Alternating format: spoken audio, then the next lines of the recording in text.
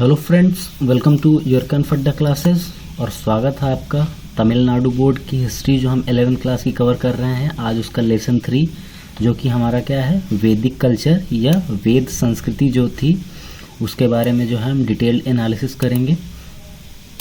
तो इसमें जो हमारे लर्निंग ऑब्जेक्टिव्स होंगे उनको हम देखेंगे क्या क्या हमें सीखने को मिलेगा।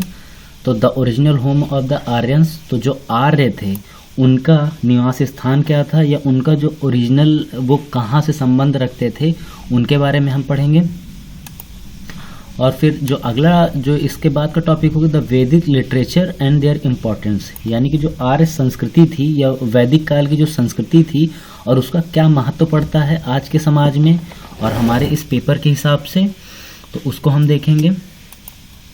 The Rigvedic age and its culture, तो ऋग्वैदिक जो वेदों में सबसे प्राचीन और महत्वपूर्ण जो वेद है उसके बारे में और उसके कल्चर पे यानी कि संस्कृति पे क्या असर पड़ेगा और उसके क्या इम्पैक्ट्स हैं और उसके डायमेंशंस को भी हम समझने का प्रयास करेंगे इसमें ऑब्जेक्टिव्स में।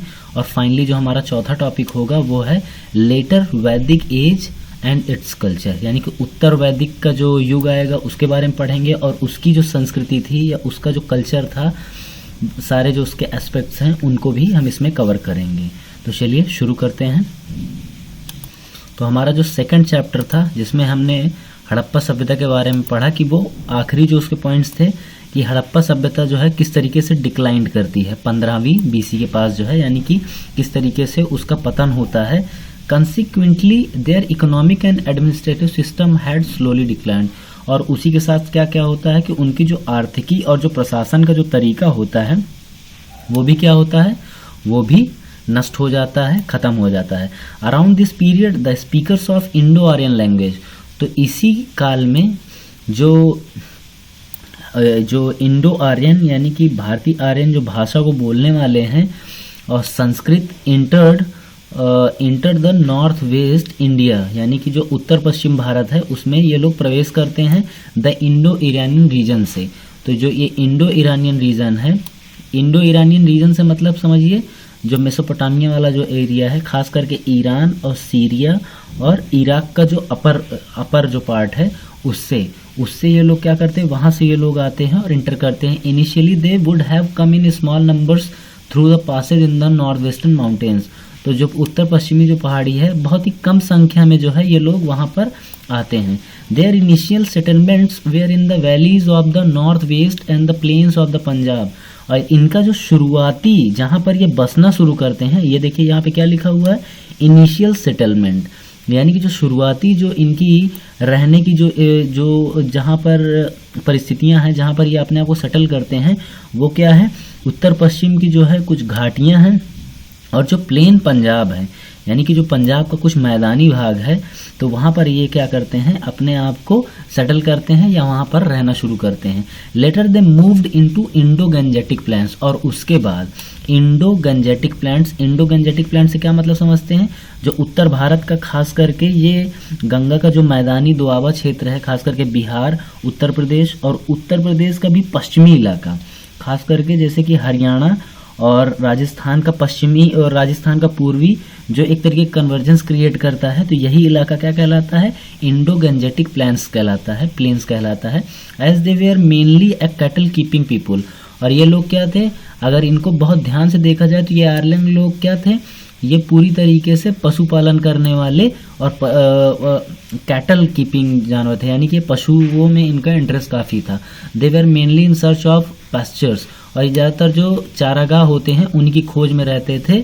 बाई 16वीं सेंचुरी 6वीं शताब्दी तक they occupied the whole of north India, और इन्होंने क्या किया था, जो पूरा उत्तर भारत है उसको जीत लिया था या उस पर उन्होंने कब्जा कर लिया था। Which was referred to Aryavarta, और जिसे फिर आर्यवर्त के नाम से जाने लगा क्योंकि ये अपने आप को आर्य वगैरह कहते थे इसलिए।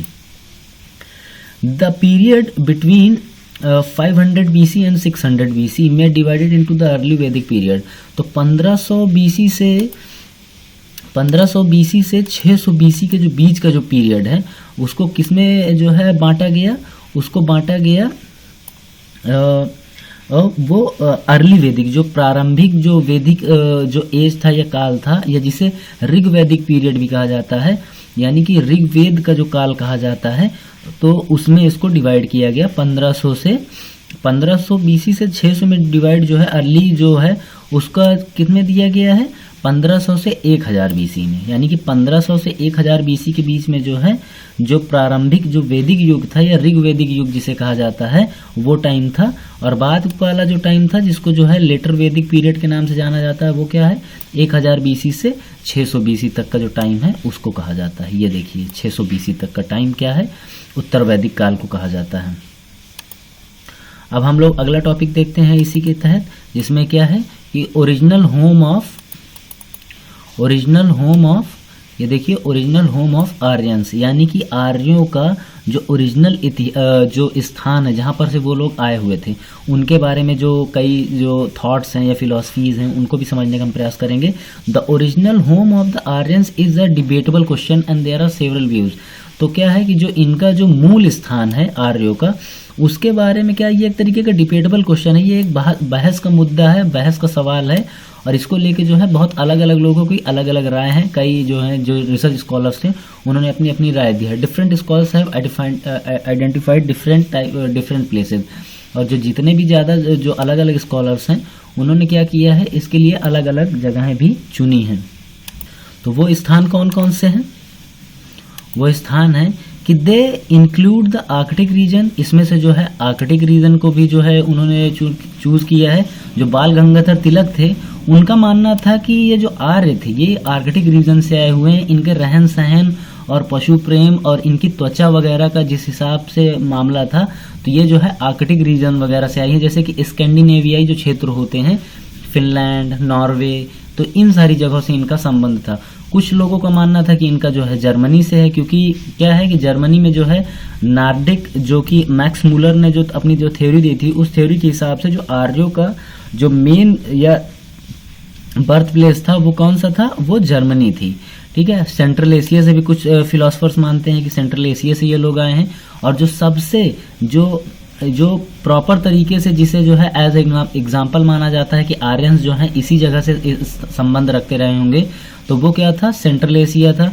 कुछ लोगों का मानता था कि जो सदर्न रशिया है यानी कि दक्षिणी रशिया है वहां से भी इनका संबंध था। तो देखिए Bal Gangadhar Tilak argues that the Aryans came from Arctic region. देखिए मैंने आपको ये पहले बता दिया था, बाल गंगाधर तिलक कहाँ से बोलते हैं कि आर्कटिक रीजन से आए थे, और ये उन्होंने जो आधार जो निकाला था वो क्या था, एस्ट्रोनॉमिकल कंक्लूजन जो कैलकुलेशन है उसके आधार पर इन्होंने जो है यानी कि जो ज्योतिषी होती है उसका जो उसके माध्यम से जो इन्होंने जो कैलकुलेशन किया, जोड़ तोड़ किया, उससे जो फाइनल जो कंक्लूजन निकला था उसमें उन्होंने ये तय किया था कि ये लोग जो है आर्कटिक रीजन से थे। However the theory of southern Russia appears to be more probable.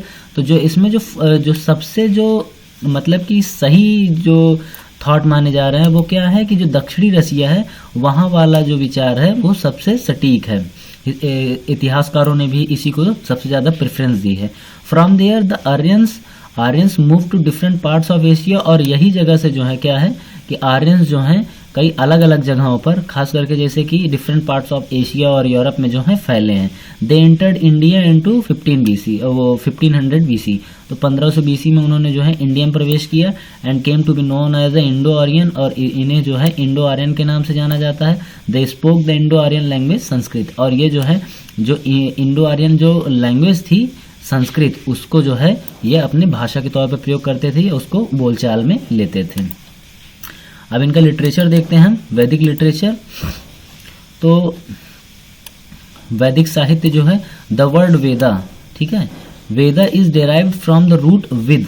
तो जो वेदा है उसका जो रूट वर्ड है यानी कि जहाँ से उत्पत्ति वाला जो शब्द है वो क्या है, विद है, विच मीन्स टू नो, जिसका मानना क्या होता है, नो, यानी कि टू नो या जानना। In other words the term Veda signifies superior knowledge, और वेदा को जो है और अलग अलग शब्दों में किन नामों से जाना जाता है, सुपीरियर नॉलेज, यानी कि जो सर्वोच्च ज्ञान होता है उसके नाम से भी जाना जाता है किसे, नॉलेज को। द वैदिक literature consist of the 4 Vedas, और जो वैदिक लिटरेचर है, जो वैदिक साहित्य है उसमें क्या है, 4 वेद हैं। पहला क्या है, ऋग है, दूसरा क्या है, यजुर है, साम है और अथर्व। ये 4 वेद हैं, ये आप नाम याद रखिएगा, चारों वेदों के नाम आप याद रखिएगा, ठीक है, ये काफ़ी इंपॉर्टेंट है। ये देखिए, ये मैं आपको ये बता रहा हूँ, ये जो चारों हैं इनका नाम क्या है? ऋग, यजुर, साम और अथर्व। सबसे पुराना इसमें कौन सा है? ऋग्वेद है, जिसका मतलब क्या होता है? सुपीरियर नॉलेज व सर्वोत्तम ज्ञान। The Rigveda is the earliest of the 4 Vedas and it consist of 1028 हेम्स। यानी कि इसमें जो श्लोक हैं वो कितने हैं? 1028 हैं और ये सबसे जो है प्राचीन है। ऋग्वेदा क्या है? सबसे प्राचीन ग्रंथ है। द हेम्स वेयर संग in the praise of various God. और ये क्या है? ये जितने भी श्लोक इसमें लिखे हुए हैं क्या है कि वो अलग अलग भगवानों की कहीं ना कहीं जो है उनकी आराधना और प्रस्तुति के लिए तैयार किए गए हैं। The Yajurveda consist of various details of rules to be observe in the time of sacrifice. तो क्या होता था कि जो यज्ञ या बलि या आहुति वगैरह की जो प्रक्रिया होती थी उस टाइम जो कई चीज़ों को जो है ऑब्जर्व किया जाता था, उससे संबंधित जो है कानून किसमें है? यजुर्वेदा में जो है कंसिस्ट करते हैं या उसके अंदर लिस्टेड हैं। ये देखिए यजुर्वेदा में क्या है, इनके बारे में बात की गई है। The Samaveda is set to tune for the purpose of chanting during sacrifice. तो क्या होता था कि जो मंत्रों का जो उच्चारण वगैरह किया जाता था, ये देखिए the Samaveda is tune for purpose of chanting during sacrifice. तो जो बलि या जो पूजा आहुति वगैरह की जाती तो उस टाइम जिन मंत्रों का उच्चारण किया जाता था उन्हें कहाँ लिखा गया है? सामवेदा में लिखा गया है। It is called the book of chants and the origin of Indian music are traced. और इसी में जो भारतीय जो संगीत है उसके क्या है? उसके जो रूट्स हैं, जो जड़ हैं, वो इसके अंदर वर्णित हैं। The Atharvaveda contains detail of rituals. और जो अथर्ववेदा है उसी के अंदर जो है इसके क्या है? डिटेल्स वगैरह को जो है कंटेन किया गया है। और अथर्ववेदा में जो है जो रीति रिवाज के जो नियम वगैरह हैं उनका वर्णन किया गया है इसके अंदर। Beside the Vedas, there are other sacred words like the Brahmans, the Upanishad। तो और जो वेदास के अतिरिक्त जो और भी जो सैक्रेड वर्ड्स हैं, जो पवित्र जो कार्य किए गए हैं खास करके साहित्य में, उनमें से क्या है? उनमें से जो मोस्ट इम्पॉर्टेंट है वो है ब्राह्मणास, जो कि जो है सब्स्टिट्यूट के तौर पे माना जाता है वेदास के। और उपनिषद क्या है? उस टाइम की जो फिलॉसफी होती थी उनको उपनिषद या उपनिषादत कहा जाता था। The Aranyakas and the epic, Ramayanas and Mahabharata. और यहीं पर जो दो और थे, आरण्यक और दूसरे 2-3 और जो एपिक्स थे यानी कि महागाथाएं थी, उसमें एक रामायण था और महाभारत, जिनको जो है वर्तमान में बहुत प्रतिष्ठा और सम्मान के जो है लिटरेचर माने जाते हैं या एपिक माने जाते हैं। The Brahmanas are the treaties relating to prayer. तो क्या है कि ये ट्रिटीज हैं जो कि प्रेयर यानी कि प्रार्थना और जो फिशियल सेरेमनी वगैरह होती हैं उससे इनका संबंध है ब्राह्मण्स पुस्तक का या ब्राह्मण्स का। द उपनिषद क्या है? ये जो है दार्शनिक जो है यानी कि फिलोसफिकल टेक्स्ट हैं dealing with topic like the soul. इसमें जो है जो उपनिषद में आत्मा क्या सत्य है, क्या जो है एब्सोल्यूट है, द ऑरिजिन ऑफ वर्ड यानी कि विश्व की उत्पत्ति कैसे हुई, द मिस्ट्रीज ऑफ नेचर के पीछे का जो रहस्य है उसके बारे में जो है इसमें कहीं ना कहीं मंथन किया गया है, लोगों के थॉट्स वगैरह जो हैं इंक्लूड किए गए हैं। और आरण्यक जो है वो क्या है? द फॉरेस्ट बुक, इन्हें जो है जंगल की किताब के नाम से जाना जाता है। इसके अंदर क्या है? जो रहस्यवाद्य होता है यानी मिस्टिसिज्म होता है, राइट्स वगैरह होते हैं, राइट्स रिचुअल और सैक्रिफाइस जो होते हैं, जो बलि होती है, रीति रिवाज वगैरह है, इनका वर्णन किया गया है आरण्यक के अंदर। किनके अंदर इनका वर्णन किया गया है? आरण्यक के अंदर। तो ब्राह्मण का काम क्या है? ब्राह्मण जो है एक तरीके की जो है सैक्रिफिशियल सेरेमनी और जो ट्रिटीज होती हैं प्रार्थनाओं से रिलेटेड, उनका इसमें वर्णन है। उपनिषद के यहाँ फिलोसफिकल टेक्स्ट होते हैं और आरण्यक क्या होते हैं? एक तरीके की फॉरेस्ट बुक होते हैं जिसके अंदर रीति रिवाज और जो रहस्यवाद होता है, इन सारे चीज़ों का जो है बलिदान वगैरह का जो है इसके अंदर वर्णन किया गया। The author of Ramayana was Valmiki. तो रामायण के राइटर कौन है? वो वाल्मीकि हैं। और महाभारत के राइटर जो हैं वेद व्यास हैं। तो आई होप आपको ये इंटरेस्टिंग भी लग रहा होगा और ये जो थॉट्स हैं और ये जो कॉन्सेप्ट्स हैं ये आपको इजी वे में समझ में आ रहे होंगे।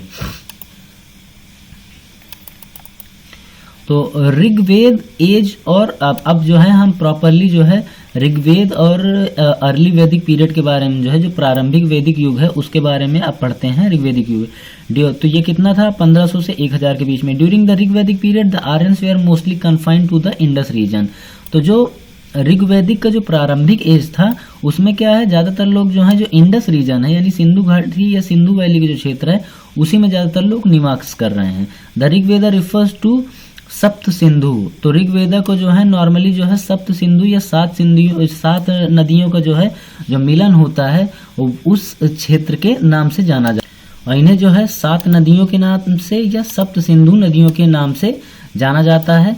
This includes the 5 reverse of Punjab, Punjab को इसीलिए जो है 5 नदियों का जो है कहा जाता है, यानी कि 5 नदियों का जहाँ पर जोड़ है उसे जो है, namely Jhelum, Chenab, Ravi, Beas and Sutlej along with the Indus and Saraswati. तो ये क्या है, ये जो अभी वर्तमान में 5 नदियां हैं उनमें से जो है 2 और जोड़ देते हैं, सिंधु नदी और सरस्वती नदी को, तो ये जो सप्त सिंधु का जो कॉन्सेप्ट है वो यहीं पर से तैयार हो जाता है। The political, social and cultural life of Rigvedic people can be traced from the hymns of the Rigveda. तो जो ऋग्वैदिक काल का जो राजनैतिक, सामाजिक और सांस्कृतिक जो जीवन था उसके जो ट्रेस्ड हैं, यानी कि उसके जो अगर हमें उसे समझना है तो ऋग्वेद के जो श्लोक्स वगैरह हैं उनसे हम इसको समझ सकते हैं अच्छी तरीके से। अब हम लोग जो है पॉलिटिकल ऑर्गेनाइजेशन के बारे में पढ़ेंगे, यानी कि राजनीतिक संगठन उस टाइम का कैसा था उत्तर वैदिक काल का, उसको हम लोग देखते हैं। The basic unit of political organization was kula और फैमिली। तो देखिए राजनीतिक जो संगठन था उसका जो मेन जो इकाई थी उसको कुल या फैमिली या परिवार के नाम से जाना जाता था। ठीक है, ये देखिए कुल और फैमिली, कुल या वंश के नाम से जाना जाता था। Several families join together on the basis of their kinship to form a village और ग्राम। और क्या है, बहुत सारी परिवार जो हैं जो किनशिप है यानी कि जो ब्लड रिलेशन होता है उसके बेसिस पे जो है उन्होंने एक क्या किया कि एक विलेज यानी गांव या ग्राम उन्होंने जो है तैयार किया या उन्होंने साथ संगठित होकर बनाया। The leader of the grama was known as a gramani. तो जो ग्राम का जो लीडर होता था या नेता होता था उसे क्या कहा जाता था, उसे ग्रामणी कहा जाता था या ग्रामणी कहा जाता था। ग्रामीण से मतलब समझ सकते हैं। A group of villages constituted a larger unit called vishu. और जो कई गांवों के ग्रुप को जो है एक साथ जब कंस्टिट्यूट किया जाता था या जोड़ दिया जाता था तो वो उसे क्या कहते थे, उसे कहते थे ये विशु कहते थे। ये काफ़ी इंपॉर्टेंट टर्म है, ये याद रखिएगा। विशु किसे कहा जाता है, तो याद रखिएगा जब कई अलग अलग गांवों को एक साथ जब जोड़ दिया जाता था या कंस्टिट्यूट कर दिया जाता था तो वो क्या कहलाता था, विशु कहलाता था। It was headed by the vishpati. उसे जो है उसका जो अध्यक्ष होता था या जिसके माध्यम से वो काम करता था या जिसकी अगुवाई में वो विशु होता था उसे क्या कहा जाता था, विषयपति कहा जाता था। वर्तमान में ही ऐसे ही देख लीजिए, जैसे जिला पंचायत होता है, आप अपने यहाँ लोकल में जो है थोड़ा सा जो है हाइपोथेटिकली आप सोचिए, तो जैसे कि लोकली क्या होता है 10 से 15 गांव मिला के क्या होता है एक जिला पंचायत क्रिएट कर दिया जाता है, और जिला जो पंचायत जो जीतता है उसी तरीके से क्या होगा कि जब कई गांवों को जोड़ दिया जाएगा तो वो क्या बनता है, विशु बनता है, और जो उसका अध्यक्ष होता है या जो लीडर होता है उसे क्या कहा जाता है, विषयपति कहा जाता है। The highest political unit was called जना और ट्राइब। लेकिन जो सबसे जो बड़ी राजनीतिक जो इकाई थी उसको क्या कहा जाता था, जना या ट्राइब। ठीक है, ये जना या ट्राइब कहा जाता था। There were several tribal kingdoms. और यहाँ पर क्या है कि बहुत सारी जो जनजाति जो है राजघराने थे। The Rigvedic period such as Bharatas, Matsyas, Yadus and Purus. ठीक है, तो ये जो है कई जो है रजवाड़े ग्रुप थे, उनमें से क्या है एक जैसे भारताज हैं, मत्स्य हैं, यदूज हैं और पुरु वंश का नाम सुना होगा आपने। The head of the kingdom was called as a rajan. और जो सबसे प्रमुख होता था वो जो साम्राज्य जो होता था उनका, उसका जो हेड होता था उसे क्या कहा जाता था, राजन या राजा। जैसे कि ऑब्वियस है किंग का मतलब ही राजा होता है। The Rigvedic polity was normally monarchial and the succession was hereditary. और जो ये उस टाइम का जो राजनीतिक संगठन था या राजनीतिक जो तरीका था ऋग्वैदिक का, वो पूरी तरीके से जो है राजतंत्रात्मक था, और सक्सेशन भी जो था ना वो हेरिडेटरी था, यानी कि बाप से बेटे को, बेटे से बेटे को मिलेगा। The king was assisted by purohita. और जो राजा था उसको जो है जो मार्गदर्शन का काम होता था वो कौन करता था, वो पुरोहिता करता था, या प्रीस्ट और सेनानी भी उन्हें कहा जाता था, और commander of the army in the administration, और उसमें जो है एक कमांडर ऑफ द आर्मी होता था जो एडमिनिस्ट्रेशन वगैरह को संभालता था।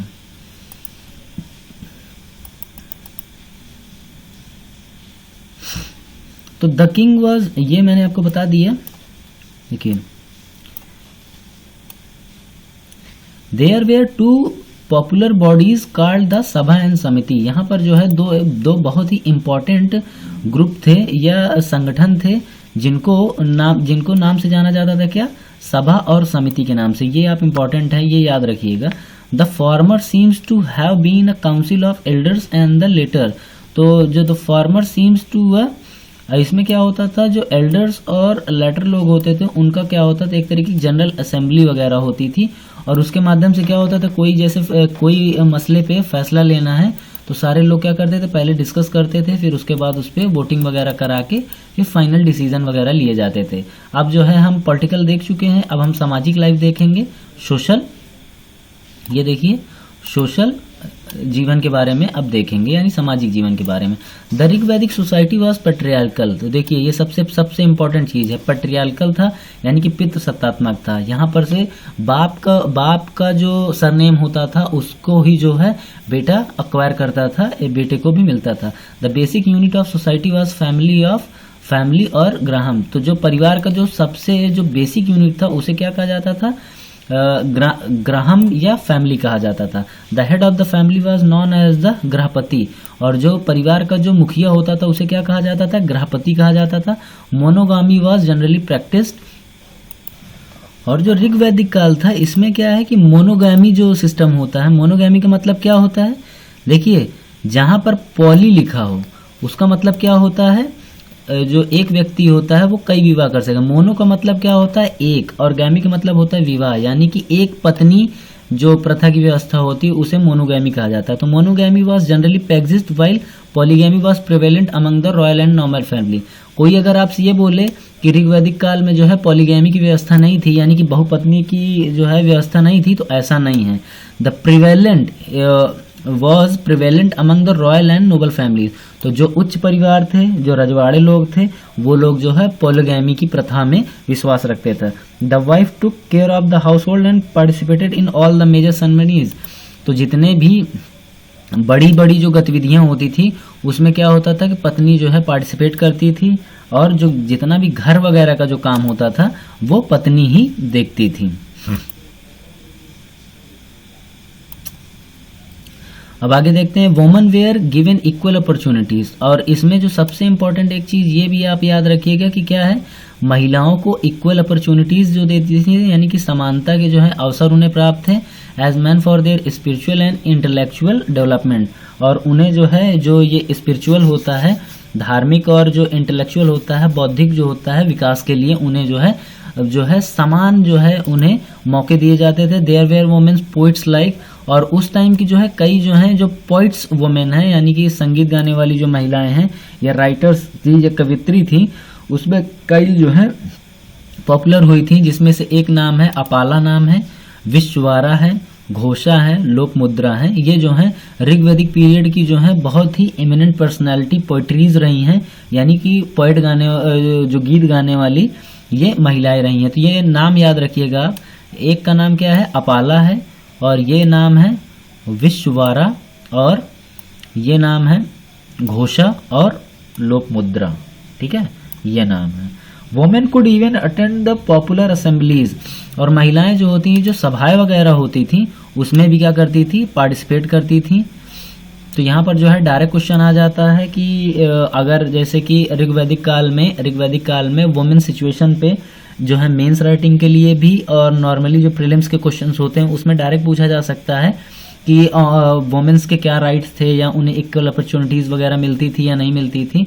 तो आप जो है इस कॉन्सेप्ट से आप समझ जाएंगे कि ऐसा था या नहीं था। There was no child marriage and practice of sati was absent. और यहाँ पर सबसे जो अच्छी चीज ये थी कि यहाँ पे जो है बाल विवाह की जो प्रथा थी वो जो है अभी जो है अनुपस्थित थी। और सती जो प्रथा होती है, यानी आग में जल के जो महिलाएं जो है अपने आप को जो सती करते हैं, पवित्र रखने की जो प्रक्रिया होती है, जो कि एक बहुत ही दुर्व्यवहार है, वो जो है उसके यहाँ पर साक्ष्य वगैरह नहीं मिलते हैं। आगे देखते हैं, both men and women are wore upper and lower garments. और जो उस टाइम जो कपड़े पहनने का जो तरीका था उसमें क्या होता था, ऊपर भी जो है व्यक्ति, जो महिलाएं और पुरुष दोनों जो हैं, ऊपर जो है ढकने के लिए, जो ऊपर का जो अंग होता है उसको ढकने के लिए अलग कपड़े वगैरह पहनते थे, और नीचे भी। और उसमें ज़्यादातर जो कपड़े होते थे वो क्या होते थे, कॉटन और वूल्स के होते थे, यानी कि जो कॉटन होता है और वूल्स ऊनी कपड़े होते थे उनको पहनने का शौक था। A variety of ornaments were used by both men and women. और जो ये बहुत अलग अलग तरीके के जो ऑर्नामेंट्स वगैरह होते हैं, ऑर्नामेंट से समझ रहे हैं मतलब कि जो गहने वगैरह होते हैं उनको जो है सौंदर्य प्रधान जो है उस टाइम का समाज था। वीट एंड बार्ले, जो milk, its products like curd and ghee, vegetables and fruits were the chief articles of food. और जो खाने पीने का तरीका था उसमें क्या था, जो खाने पीने का जो उस टाइम कल्चर था उसमें जो है गेहूँ, जौ, दूध वगैरह जो है, दही, घी, वेजिटेबल्स और क्या है कि फल वगैरह और फूड वगैरह का जो है उस टाइम बड़े स्तर पर इस्तेमाल होता था। The eatings of cow meat was prohibited since it was sacred animal. तो गाय का जो गोश्त होता है या मांस होता है उसे खाने के लिए बैन था। लेकिन ये याद रखिएगा, ये सिर्फ ऋग वैदिक काल में ये बैन था। आने वाले जो हमारा जो लेटर वैदिक पीरियड जो हम सेकंड वीडियो में जो पढ़ेंगे उस टाइम पे जो है ये ऐसा नहीं था, क्योंकि फिर उस टाइम क्या है समाज में जो है कई सारी जो है कुरीतियाँ वगैरह आ जाएंगी, तो उसमें ऐसा नहीं होगा। Chariot racing, horse racing, dancing, music and dance we are the favourite pastimes. और इसमें क्या है, चैरियट है, रेसिंग्स हैं, हॉर्स रेसिंग है, डांसिंग है, म्यूजिक है, डांस वेयर है, डाइसिंग है, ये जो ये चापड़ का गेम होता है ना, पासा वगैरह का गेम होता है, इन सारे जो प्रथाएं हैं काफ़ी बड़े स्तर पर इसे प्रयोग किया जाता था। अब हम लोग जो है फाइनली लास्ट टॉपिक पे आ गए हैं। इसमें जो है ऋग वैदिक काल की जो इकोनॉमिक कंडीशन है यानी कि आर्थिक जो स्थिति है उसके बारे में हम पढ़ेंगे। तो क्या है कि द ऋग वैदिक आर्यंस वेयर पेस्टोरल पीपल। और तो जो ऋग वैदिक के जो लोग थे ऋग वैदिक काल के, वो लोग क्या थे, पेस्टोरल थे, यानी कि पैदल चलने वाले थे। एक तरीके से कह सकते हैं कि ये लोग नोमैडिक थे। And their main occupation was cattle rearing. और उनका मेन जो काम था वो क्या था, पशुपालन था। There wealth was estimated in terms of their capital. और उनकी जो यानी कि जो एक तरीके की ये बोल सकते हैं उनका जो कद होता है, सामाजिक कद होता है, उसको तय करने के लिए ये माना जाता है कि जिसके पास जितने ज़्यादा जानवर होंगे, जिनके पास जितने ज़्यादा पशु होंगे, वो लोग ज़्यादा रिच और हेल्दी माने जाएंगे। When they permanently settle in North India they began to practise agriculture. और जब वो उत्तर भारत में आके पूरी तरीके से बस गए तो उन्होंने क्या किया, उन्होंने ये किया कि उन्होंने प्रॉपर खेती जो है उन्होंने शुरू कर दी। With the knowledge and use of iron they were able to clean forest and bring more land under the cultivation. और यहाँ पे देखिए बहुत इंपॉर्टेंट पॉइंट है कि उन्होंने जो लोहे का जो इस्तेमाल होता है उसको सीख लिया था।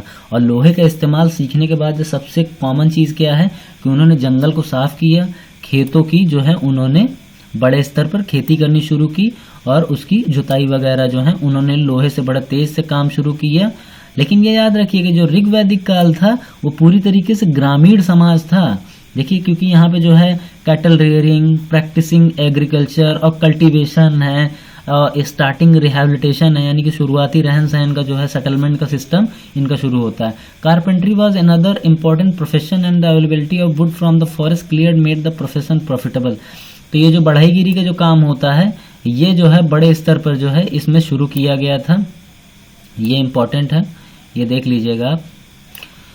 और carpenters produce chariot and plough. और क्या करते थे ये लोग, जो है चैरियट वगैरह बनाते थे और खेत जोतने का जो हल वगैरह होता था उसका भी बड़े स्तर पर इन्होंने निर्माण किया।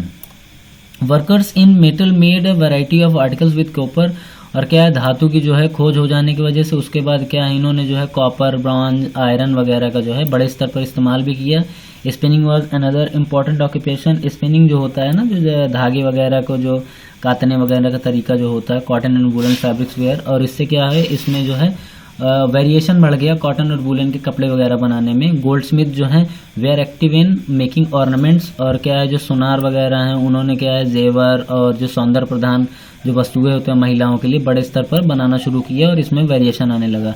The potters made various kinds of vessel for domestic use, और जो ये बर्तन बनाने वाले कुम्हार वगैरह होते थे इन्होंने क्या है कि लोगों के लिए जो है अलग और बड़े बड़े बर्तन जो है घरेलू इस्तेमाल के लिए बनाने लगे ये।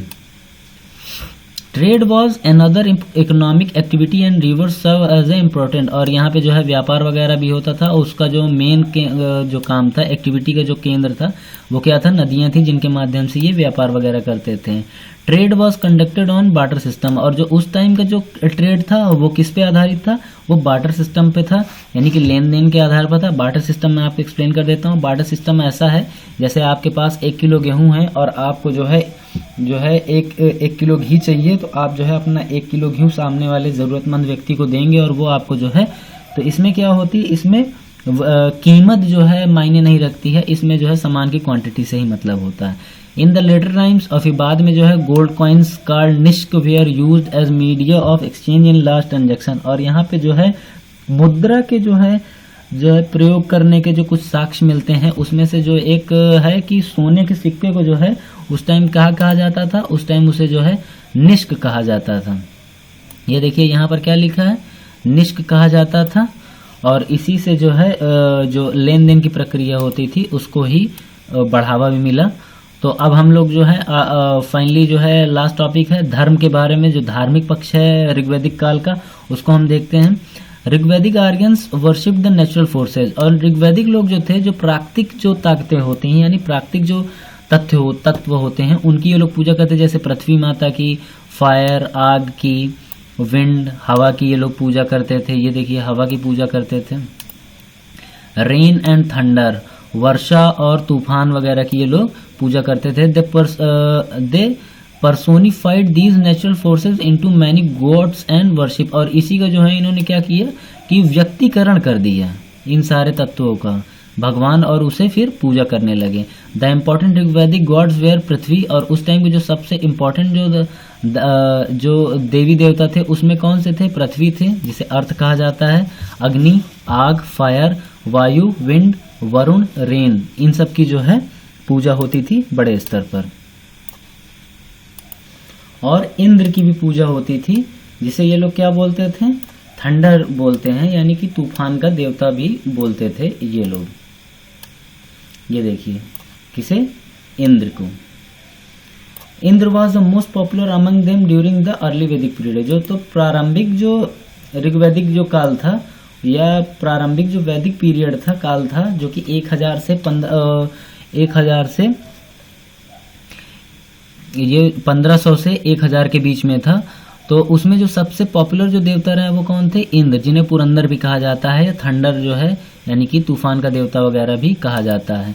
Next in importance Indra was अग्नि, और ये जो इंद्र से जो दूसरे सबसे महत्वपूर्ण देवता थे वो कौन थे, अग्नि थे। Was regarded as a intermediary between the gods and peoples, और लोग और देवता के बीच में जो एक तरीके की योजक कड़ी के तौर पे जो थे वो कौन से देवता थे, वो अग्नि देवता थे। Varun was suppose to be upholder of the natural orders, और जो ये प्राकृतिक जितनी भी गतिविधियां होती हैं उसको जो है तय करने वाले या उस पर जो है कंट्रोल रखने वाले देवता कौन थे, वरुण थे। There were also female gods like, और उस टाइम जो है कुछ महिला देवता भी थे, महिला देवियां भी थीं। उनका नाम क्या था, अदिति और उषाज, जिनका थोड़ा महत्व कम था लेकिन इनका भी अस्तित्व था वैदिक काल में। देयर वेयर नो टेम्पल्स, और उस टाइम कोई मंदिर वगैरह नहीं थे, ठीक है। No ideal worshipping during the early Vedic period, और ना ही कोई मूर्ति पूजा के साक्ष्य मिलते हैं, ना ही उस टाइम जो है कोई मूर्ति पूजा वगैरह होती थी। Prayers were offered to gods in the expectations of reward, और क्या होता था, प्रार्थना जो है, प्रार्थना इस तरीके से की जाती थी ताकि जो है जो लोगों के जो आशाएं वगैरह होती थी या जो लोग जो है एक्सपेक्ट करते थे कि भगवान उनको जो है प्रदान करें, तो उसके लिए जो है प्रेयर्स की जाती थी। और फाइनली जो रिचुअल्स वगैरह थे उनमें किन किन चीज़ों का इस्तेमाल किया जाता था, दूध, घी, ग्रेन यानी कि जो खाद्यान्न वगैरह होते हैं उसको जो है जो ऑफरिंग्स के तौर पे जो है यानी कि भगवान को जो है आहुति चढ़ाई जाती थी इन सारी चीज़ों की। और elaborate rituals were followed during the worship और बड़े स्तर पे एलाबरेट रिचुअल्स जो हैं का प्रयोग किया जाता था वैदिक काल में। तो आई होप कि आपको ये जो ये वीडियो है वैदिक पीरियड पे तमिलनाडु हिस्ट्री 11th क्लास के 3rd चैप्टर में ये आपको अच्छा लगा होगा। देखिए मैं इसमें बनाने को मैं लेटर वैदिक पीरियड ही बना देता, लेकिन 34 मिनट का ये वीडियो पहले ही हो चुका है। तो अगर मैं लेटर वैदिक पीरियड को भी बना दूंगा तो फिर क्या होगा कि वीडियो 1 घंटे से ज़्यादा ऊपर हो जाएगा। तो आई होप मैं नेक्स्ट वीडियो में जो है उसको मैं सेकेंड पार्ट में कवर कर दूंगा। तो thank you for watching the video.